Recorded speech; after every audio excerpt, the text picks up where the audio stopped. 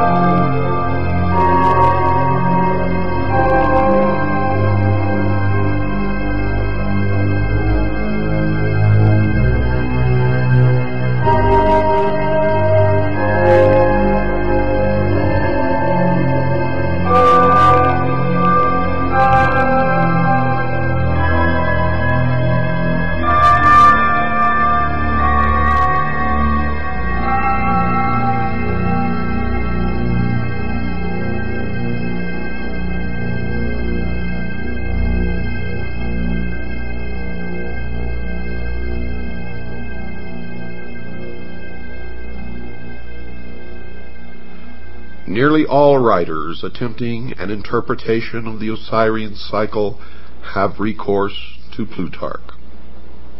It has seemingly never occurred to Egyptologists that this eminent priest of Delphi might have purposely confused or distorted the fable, or, if not that, might certainly have misdirected the attention of the reader from relevant to irrelevant explanations. Two factors must certainly be taken into consideration when reading Plutarch. First, he was an initiated priest of the mysteries. Of this there can be no doubt. For he himself says, quote, "For the mystic symbols are well known to us who belong to the brotherhood," unquote. And in those days it was known as the Brotherhood of the Snake, and those who possessed the knowledge of the secrets of the ages wore the symbol of the snake on their headdress. And in the Egyptian hieroglyphics, you can see the members of the mystery religion of Babylon in the hieroglyphics as they wore the snake on the front of their forehead. It should be evident to everybody that as an initiate, Plutarch would not have unveiled the secret meaning of the Osirian myth, and I found that to be absolutely true. No man of his priestly station or philosophic mind who so greatly venerated the gods as to attach himself to their service would have been guilty of the impiety of profaning their mysteries, and he would not have violated his oath of secrecy. Furthermore, had his treatise actually exposed any of the secrets of the rites, he would most probably have perished miserably, or at least been publicly disgraced. These evils not descending upon him, we must suppose that his book was regarded as harmless, and for our purpose, therefore, at least not directly informative. The second factor which gravitates against the likelihood of Plutarch's interpretations being correct is the condition of Egyptian metaphysics in the 1st century after Christ. If, as Budge maintains, the Egyptians themselves were unaware of the meaning of the word Osiris long prior to the Christian era, into what decay had the old rites fallen even prior to the Ptolemaic period? Now, Pluto based his accounts upon popular traditions. They were most certainly inaccurate, and it is not impossible that even the priests themselves were for the most part ignorant of the origins of their doctrine. It should not be inferred, folks, from the general literature available concerning this Osirian cycle and the mysteries that all of the priests were themselves initiates of a high order. Only a small part of them ever actually received the greater secrets of their order. For the rest, rite and ritual suffered. And it's the same today.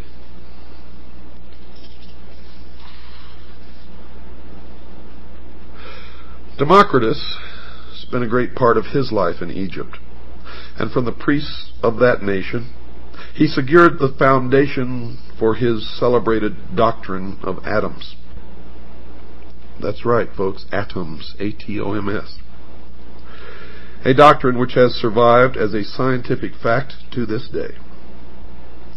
From all these different philosophers who visited Egypt, we shall secure a better estimation of the profundity of Egyptian learning than from even the Egyptian writings themselves. Plato went to Egypt and was initiated into the mysteries in the Great Pyramid, where he lay for 3 days and 3 nights in the sarcophagus, during which he was imparted knowledge which he was to guard, protect. He describes his initiation in his writings. I suggest that you read it. If we can assume the pragmatic viewpoint that the substance of matter is to be determined from its consequences, then we must indeed highly reverence the wisdom of the Egyptians. For it seems that first among the consequences of that wisdom is civilization itself. That cannot be doubted. Civilization is no fable, nor is it a progeny of myths, but that which is real and substantial.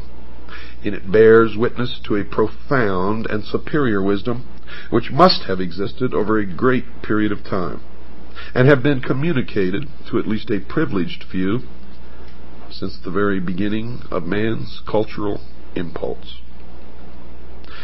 Now we can also take the example of Pythagoras, the great philosopher. While a youth, if we may credit Iamblichus, associated himself with Thales of Miletus, from whom he gained a considerable knowledge of the mysteries. Thales, being at that time of great age and infirm body, apologized for his incomplete understanding of the sacred doctrines, and urged Pythagoras to visit Egypt, the motherland of wisdom, as it was called in those days. Iamblichus wrote that Thales confessed that his own reputation for wisdom was derived from the instruction of these priests, but that he was neither naturally nor by exercise endued with those excellent prerogatives which were so visibly displayed in the person of Pythagoras. Thales therefore gladly announced to Pythagoras, from all these circumstances, that he would become the wisest and most divine of all men if he associated with these Egyptian priests. Iamblichus then describes the journey which Pythagoras made to Egypt, how en route he was initiated into the mysteries of several nations, and at last, arriving at his destination, was received by the Egyptian priests with respect and affection. He associated with the Egyptian philosophers for some time, and after demonstrating by his sincerity and consecration that he was worthy to associate with the initiated, he was at last admitted into the secrets of their orders. Quote, "He spent, therefore," observes Iamblichus, 22 years in Egypt, and the adyta of temples, astronomizing and geometrizing, and was initiated, not in a superficial or casual manner, in all the mysteries of the gods. Pythagoras must be acknowledged among the first of those divine men to whom the race is indebted for the principles of science, art, and philosophy. And are we to presume that so noble an intellect could